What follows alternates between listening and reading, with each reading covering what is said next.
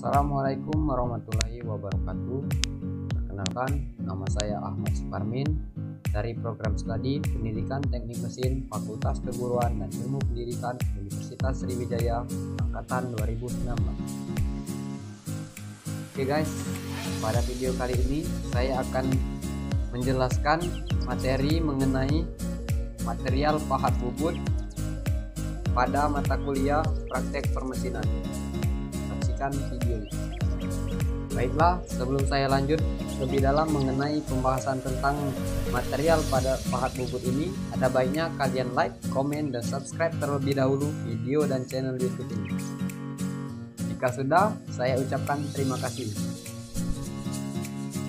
Oke, langsung saja saya akan menjelaskan mengenai material pahat bubut ini. Jadi, pada material pahat bubut ini ada 3 poin penting yang akan saya kupas serta saya paparkan untuk kalian. Yang pertama itu ada pengertian pahat bubut, yang kedua itu ada sifat-sifat material pahat bubut yang ideal, dan yang ketiga itu jenis-jenis material pahat bubut. Oke, pengertian pahat bubut. Mungkin sebagian orang sudah tidak asing lagi mendengar kata pahat. Ya, pahat yang terbuat dari besi dan sering digunakan oleh pekerja bangunan untuk memahat kayu. Namun, pahat yang saya maksud kali ini berbeda dari pahat pekerja bangunan tersebut. Jadi, pahat bubut ini merupakan alat potong yang digunakan untuk menyayat benda kerja yang dilaksanakan pada mesin bubut. Sebenarnya guys, pahat bubut ini kegunaannya sama dengan pahat yang dipakai oleh pekerja bangunan tadi, atau sama dengan pahat lainnya.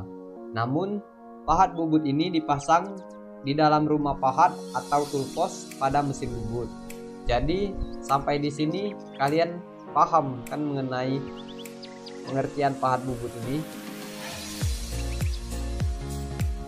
Oke guys, selanjutnya yaitu sifat-sifat material pahat bubut yang ideal. Jadi, sebenarnya ada banyak sekali jenis material yang bisa digunakan untuk membuat pahat bubut. Namun, tidak semua material itu memiliki sifat-sifat yang bagus atau ideal sebagai material alat potong. Adapun sifat-sifat itu yang pertama yaitu lebih keras 30% sampai 50% daripada material benda kerja yang dipotong. Nah, pasti kalian bertanya-tanya, kenapa material pahat bubut itu harus lebih keras dari material benda kerja? Jadi jawabannya guys adalah supaya pahat bubut itu tidak patah pada saat bersentuhan langsung dengan benda kerja. Yang kedua yaitu memiliki ketahanan aus yang tinggi.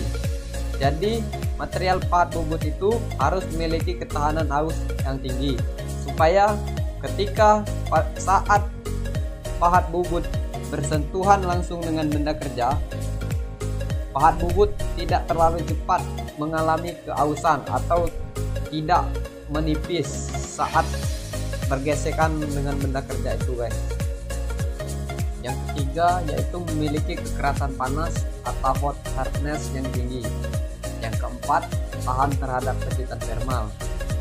Fungsinya supaya jika terjadi hentakan, pahat tidak mudah retak atau patah.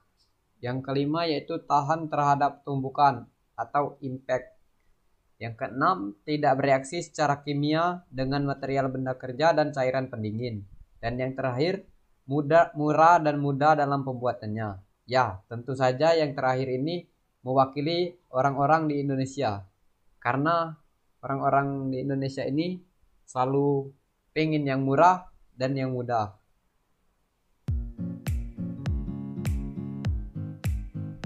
Kemudian ada jenis-jenis material pahat bubut. Seperti yang kita ketahui bahwa sedikit sekali jenis material tunggal yang bisa memenuhi semua sifat-sifat serta kualitas yang diinginkan untuk membuat alat potong yang ideal. Seperti halnya alat potong keramik yang memiliki ketahanan panas yang tinggi namun rendah terhadap ketahanan tumbukan dan ketahanan kejutnya. Adapun jenis-jenis material yang sering digunakan untuk membuat pahat bubut yaitu baja karbon, baja kecepatan tinggi, paduan tuang, karbida, keramik, kubik boron nitrit, dan intan. Oke, yang pertama baja karbon. Sebenarnya baja karbon ini sudah sejak lama digunakan sebagai material alat potong. Alat potong baja karbon sendiri juga mengandung sekitar 0,8% sampai 1,3% karbon, sekitar 1% mangan, dan sisanya 0,1% sampai 0,4% silikon. Karena mengandung karbon yang tinggi, material baja karbon untuk alat potong ini dapat dikeraskan melalui perlakuan panas atau heat treatment, dan kekerasannya bisa mencapai 62 Rc.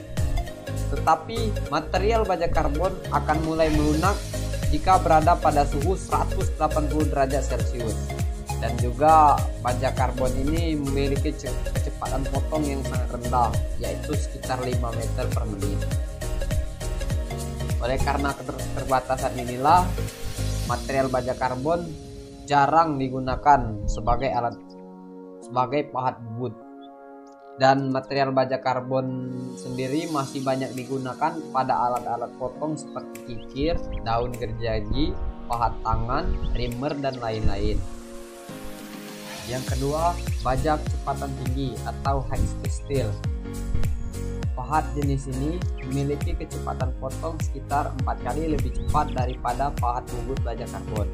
Pahat ini juga memiliki unsur-unsur paduan bahan seperti wolfram atau tungsten, lambangnya W, chromium, lambangnya Cr, vanadium, lambangnya P, molybdenum, lambangnya MO, dan kobalt, lambangnya CO.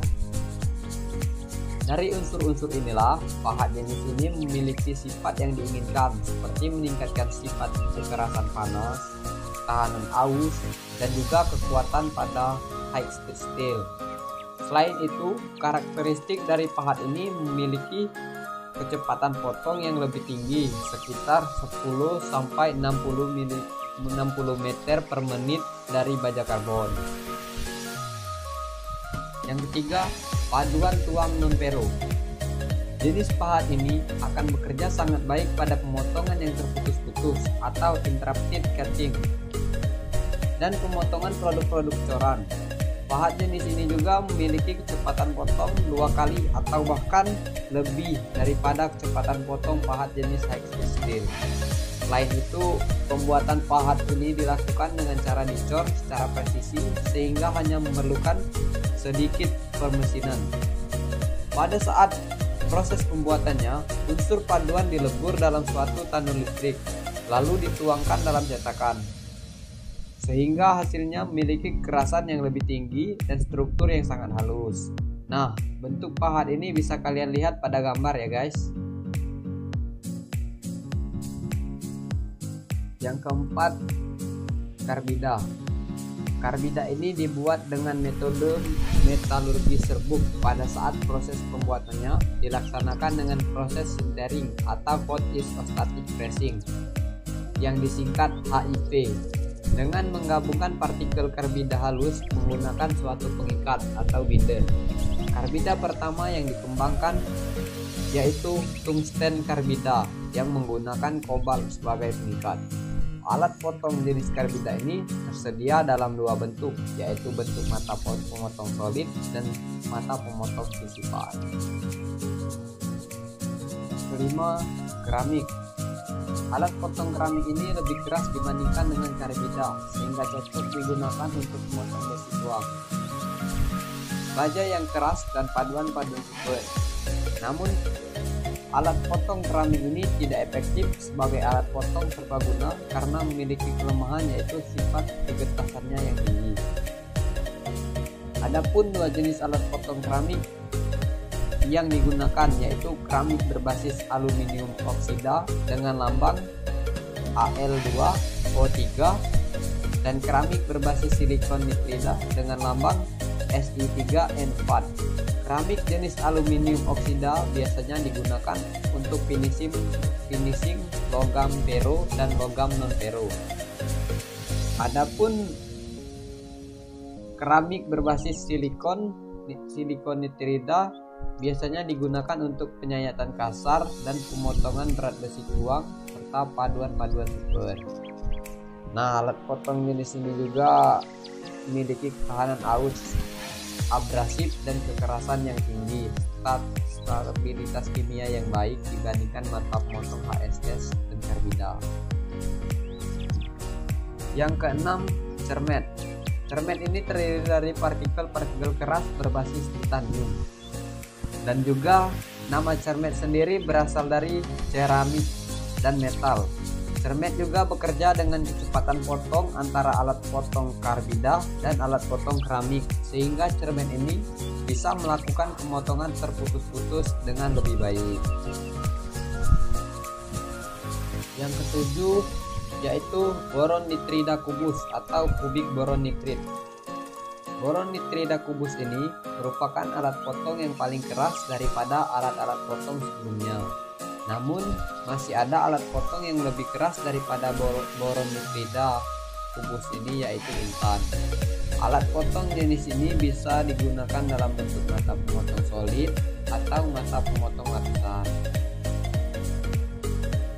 Dan yang terakhir yaitu intan. Intan ini merupakan alat potong yang paling keras dengan ketahanan aus yang superior. Dibandingkan alat potong yang terbuat dari karbida, umur alat potong intan jauh lebih lama dan memiliki kecepatan potong sekitar 200 hingga 2000 meter per menit.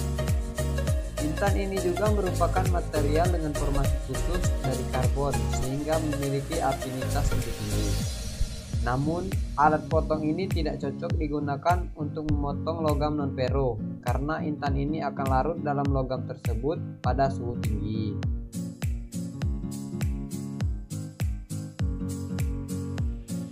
Oke guys, sekian video dari saya mengenai material pahat bubut.